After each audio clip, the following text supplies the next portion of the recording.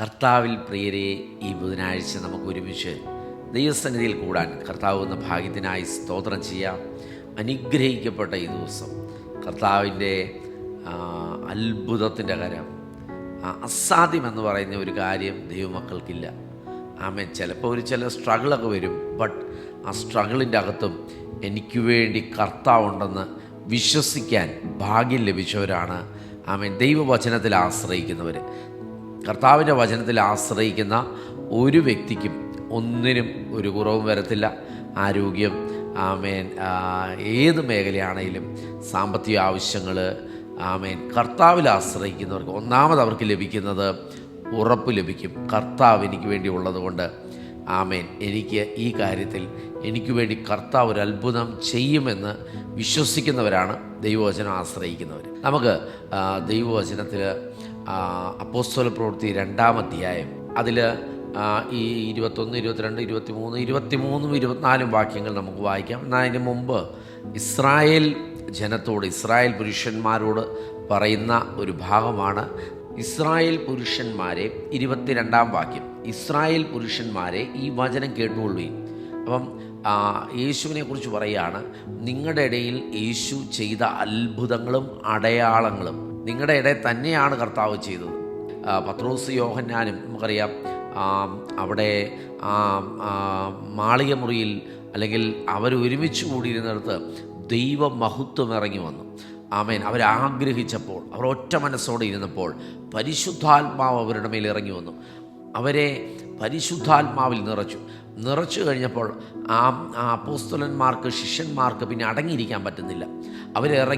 ഇറങ്ങിയപ്പോൾ ആദ്യം ഇസ്രായേൽ പുരുഷന്മാരോടാണ് ആദ്യം അവർ സംസാരിക്കുന്നത്. ഇസ്രായേൽ പുരുഷന്മാരോട് പറയാണ്, നിങ്ങൾ ക്രൂശിച്ച, നിങ്ങളുടെ ഇടയിൽ അത്ഭുതങ്ങളും അടയാളങ്ങളും ചെയ്ത, 23-ാമത്തെ വാക്യം പറയാണ്, നസ്രയനായ യേശുവിനെ ദൈവം തന്നെ സ്ഥിരനിർണയത്താലും മുന്നറിവിനാലും ഏൽപ്പിച്ചിട്ട്, അവൻ ദൈവത്തിൻ്റെ പദ്ധതിയായിരുന്നു അവൻ യേശുവിനെ നമുക്ക് വേണ്ടി കാൽവറിയിൽ കൊടുക്കുക എന്നുള്ളത്. വചനം പറയാണ്, അവൻ മുന്നറിവിനാലും ഏൽപ്പിച്ചിട്ട് നിങ്ങൾ അവനെ അധർമ്മികളുടെ കയ്യാൽ തറപ്പിച്ചു കൊന്നു. ഇസ്രായേൽ പുരുഷന്മാരോട് അവർ പറയാണ്, അവരുടെ അകത്ത് ഭയങ്കര ധൈര്യം വന്നു. ആ ധൈര്യം വന്നപ്പം ഒളിച്ചും പാത്തും ഇരുന്നവരാ, പക്ഷേ ആ പരിശുദ്ധാത്മാവ് വന്നപ്പം അവരുടെ അകത്തൊരു ധൈര്യം വന്നു. അവർ പറയാണ്, ആമേൻ, ഇസ്രായേൽ പുരുഷന്മാരോട്, നിങ്ങൾ അവനെ അധർമ്മികളുടെ കയ്യാൽ തറപ്പിച്ചു കൊന്നു. എന്നാൽ അടുത്ത വാക്യം ശ്രദ്ധിക്കുക, ദൈവമോ മരണപാശങ്ങളെ അഴിച്ചിട്ട് അവനെ ഉയർത്തെഴുന്നേൽപ്പിച്ചു. മരണം അവനെ പിടിച്ചു വെക്കുന്നത് അസാധ്യമായിരുന്നു. ഇന്ന് എന്നെ കേൾക്കുന്നതിനോട് പറയട്ടെ, എൻ്റെ യേശുവിനെ കുറിച്ച് പറയണം, ദൈവം എന്ത് ചെയ്തു? അവൻ്റെ മേലുള്ള മരണപാശങ്ങളെ അവൻ അഴിച്ചിട്ട് അവനെ ഉയർത്തെഴുന്നേൽപ്പിച്ചു. അതെ പ്രിയമുള്ളവരെ, ആമേൻ, ഇന്ന് ആമേൻ, എന്നെ കേൾക്കുന്ന മുഴുവൻ പേരോട് പറയട്ടെ, ദൈവവചനം പറയണം, മരണം അവനെ പിടിച്ചു വെക്കുന്നത് അസാധ്യമായിരുന്നു. ഇന്ന് എന്നെ കേൾക്കുന്ന മുഴുവൻ പേരോട് പറയാം, മരണം അവനെ പിടിച്ചു വെക്കുന്നത് അസാധ്യമായിരുന്നെങ്കിൽ നീ ഭാരപ്പെടുന്ന വിഷയത്തിൻ്റെ അകത്തും ആമേൻ, ആരെ ഏത് രീതിയിൽ ചെയ്യാൻ നോക്കിയാലും നിന്റെ കാര്യത്തിൽ അവർ പരാജയപ്പെട്ടു പോകും. നീ തന്നെ ജയിക്കുക തന്നെ ചെയ്യും. യേശുവിനെ കുറിച്ച് പറയണം, മരണം അവനെ പിടിച്ചു വെക്കുന്നത് അസാധ്യമായിരുന്നു. റോമർക്കെഴുതിയ ലേഖനം അതിൻ്റെ 8-ാം അധ്യായം 11-ാമത്തെ വാക്യം പറയാണ്, യേശുവിനെ മരിച്ചവരിൽ നിന്ന് ഉയർപ്പിച്ചവൻ്റെ ആത്മാവ് നിങ്ങളിൽ വസിക്കുന്നുവെങ്കിൽ ക്രിസ്തു യേശുവിനെ മരണത്തിൽ നിന്ന് ഉയർപ്പിച്ചവൻ നിങ്ങളിൽ വസിക്കുന്ന തൻ്റെ ആത്മാവിനെ കൊണ്ട് നിങ്ങളുടെ മർത്യ ശരീരങ്ങളെ ജീവിപ്പിക്കും. നോക്കിക്കേ, ആമേൻ, ഇതേ പുനരുദ്ധാന ശക്തി, അല്ലെങ്കിൽ യേശുവിൽ വ്യാപരിച്ച അതേ പുനരുദ്ധാന ശക്തി നിങ്ങളിൽ വസിക്കുന്ന തൻ്റെ ആത്മാവിനെ കൊണ്ട് നിങ്ങളെ മർത്യ ശരീരങ്ങളെ ജീവിക്കും. ഈ ഭൂമിയിൽ ഒരു കാര്യവും കർത്താവിൽ ആശ്രയിക്കുന്നവർക്ക്, വചനം ആശ്രയിക്കുന്നവർക്ക്, വചനം പറയാണ്, അവനെ മരണത്തിന് പിടിച്ചു വെക്കുന്നത് അസാധ്യമായിരുന്നു. അങ്ങനെയാണെങ്കിൽ എൻ്റെയും നിങ്ങളെയും അതേ യേശു, അതേ പുനരുദ്ധാന ശക്തി, അതേ യേശു വസിക്കുന്ന ആലയമാണ് ഞാൻ നിങ്ങളും. കൊരിന്ത്യലേഖനം പറയാണ്, ഒരുവൻ ആമേൻ, നിങ്ങൾ ദൈവത്തിൻ്റെ മന്ദിരമെന്നും ദൈവത്തിൻ്റെ ആത്മാവ് നിങ്ങളിൽ വസിക്കുന്നുവെന്നും അറിയുന്നില്ലയോ? ദൈവത്തിൻ്റെ മന്ദിരമാകുന്ന ഞാനും നിങ്ങൾ, ദൈവാത്മാവിനെ വഹിക്കുന്ന ഞാനും നിങ്ങളും.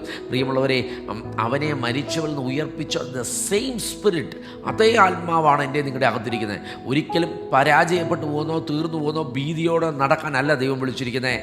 ദൈവം എനിക്ക് വേണ്ടിയുണ്ട് പ്രവർത്തിക്കാൻ. ആമേൻ. ഒരു സാധ്യതയില്ലാത്തടത്ത് കർത്താവിൻ്റെ കരം എനിക്ക് വേണ്ടി പ്രവർത്തിക്കുമെന്ന് ഇത് കേൾക്കുന്നവർ വിശ്വസിച്ച് ഏറ്റെടുത്താൽ ഇന്ന് പകലൊരു അത്ഭുതം നടക്കാൻ പോവുക. ഇന്നത്തെ ദിവസം ഒരു ജയത്തിൻ്റെ ദിവസമായിരിക്കും. ഇന്നത്തെ ദിവസം എൻ്റെ ജീവിതത്തിൽ ഞാൻ അത്ഭുതം കാണുക തന്നെ ചെയ്യും. വാവുകൊണ്ട് വിളിച്ചു പറഞ്ഞേ, അതേ same spirit is in me. എൻ്റെ അകത്തിരിക്കുന്നത് അതേ ആത്മാവാണ് യേശുവിനെ മരിച്ചവരിൽ നിന്ന് ഉയർപ്പിച്ചു. ഞാൻ നീട്ടി പറയുന്നില്ല, അതേ സെയിം സ്പിരിറ്റ്. ഒന്ന് വിശ്വസിച്ച് സിമ്പിളായിട്ടൊന്ന് കണ്ടേ. റോമൻ സഭയോട് ആമേൻ പൗലോസ് പറയാണ്, അവനെ മരിച്ചവരിൽ നിന്ന് അവനിൽ വസിച്ച അതേ സെയിം സ്പിരിറ്റ് ആമേൻ ക്രിസ്തുവിൽ ആശ്രയിക്കുന്നവർക്ക് ദ സെയിം സ്പിരിറ്റ് ആമേൻ നിൻ്റെ മർത്യ ശരീരങ്ങളെ എന്ത് ചെയ്യും? ജീവിപ്പിക്കും. അപ്പം തീരുമെന്ന് പറഞ്ഞിരിക്കുകയാണോ? തീരത്തില്ല. പരാജയപ്പെടുമെന്ന് പറഞ്ഞിരിക്കുകയാണോ? പരാജയപ്പെടത്തില്ല. അസാധ്യമെന്ന് പറഞ്ഞിരിക്കുകയാണോ? അസാധ്യമല്ല, സാധ്യമാണ്. നമുക്കൊരു വാക്ക് പ്രാർത്ഥിക്കാം. ഈ വചനം കേട്ടവർ, അതേ ആത്മാവിനാൽ വിളിക്കപ്പെട്ടവർ, അവൻ ചെറിയ ആൾക്കാരല്ല പ്രിയമുള്ളവരെന്ന് ഞാൻ നിങ്ങൾ കർത്താവിനാൽ തിരഞ്ഞെടുക്കപ്പെട്ടവർ, നമുക്കൊരുമിച്ച് പ്രാർത്ഥിക്കാം. യേശുവിനെ മരിച്ചവരുടെ ഇടയിൽ നിന്ന് ഉയർപ്പിച്ച അതേ ആത്മാവ് ഇന്ന് ഞങ്ങളുടെ അകത്ത് വസിക്കുമ്പോൾ ഞങ്ങൾ ഭാരപ്പെടത്തില്ല, ഭയപ്പെടത്തില്ല, പരാജയഭീതിയോടെ നടക്കത്തില്ല. കർത്താവ് ഞങ്ങൾക്ക് വേണ്ടിയുണ്ട്. ഇന്ന് കർത്താവ് ഇത് ജയത്തിൻ്റെ ദിവസമാണ്. അസാധ്യമെന്ന് പറഞ്ഞത് എൻ്റെ ജീവിതത്തിൽ സാധ്യമാകുന്ന ദിവസമാണ്. കർത്താവ് അത് ചെയ്തതിനായി നന്ദി. കേൾക്കുന്ന മുഴുവൻ പേരുടെ ജീവിതത്തിൽ ഇത് പറഞ്ഞുകൊണ്ടിരിക്കും വലിയൊരു സമാധാനം അവിടെ വെളിപ്പെടുത്തെ. കർത്താവെ അനുഗ്രഹിക്കുന്നു യേശുവിൻ നാമത്തിൽ തന്നെ. ആമേൻ, ആമേൻ. Bless you in Jesus name. കർത്താവിൻ്റെ നാമത്തിൽ അനുഗ്രഹിക്കുകയാണ്. പ്രിയമുള്ളവരെ, ഈ പ്രോഗ്രാം നിങ്ങൾക്ക് അനുഗ്രഹമാണെങ്കിൽ അനേകർക്ക് ഷെയർ ചെയ്ത് കൊടുക്കുക, കമൻറ്റുകളിടാം. കർത്താവ് നിങ്ങളെല്ലാവരെയും ധാരാളമായി അനുഗ്രഹിക്കട്ടെ. എല്ലാ ദിവസവും രാവിലെ 5 മണിക്ക് ടുഡേയ്സ് ബ്ലെസ്സിങ് വേർഡ് നിങ്ങളുടെ മുമ്പിലെത്തുകയാണ്. അനേകർക്ക് ഇതൊരു ബ്ലെസ്സിങ് ആയി തീരട്ടെ. കർത്താവ് അനുഗ്രഹിക്കട്ടെ.